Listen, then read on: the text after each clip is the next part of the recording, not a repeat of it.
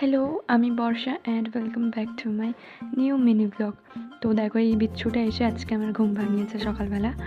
আর দেখো কি বদমাশি করতে সকালবেলা এসেই। তো তারপরে আমি ফ্রেশ হয়ে এখানে নিজের জন্য বানিয়েছিলাম একটু কফি, দেন সেটা খেয়ে আমি চলে গেছিলাম সোজা ছাদে, রোদে বসে বসে হেয়ার অয়েলিং করছিলাম। আর একটুখানি চুল উঠেছে, আজকে একটু কম উঠেছে। দেন আমি চলে গেছিলাম কিচেনে রান্না করতে। তো আমি আজকে বানিয়েছিলাম মাছের ঝোল, ভাত আর বেগুন ভাজা।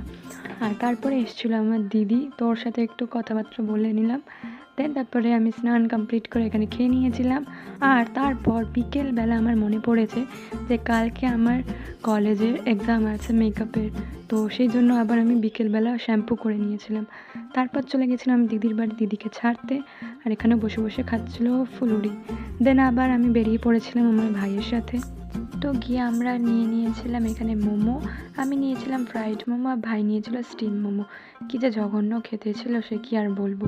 তো তারপর চলে গেলাম বাড়ি, আর রাত্রেবেলা ঘুমানোর আগে আমি এখানে আমার চুলটাকে ক্রিম্পিং করে নিয়েছিলাম। কি হেলদি লাগছে আমার চুলটাকে যে কি বলবো।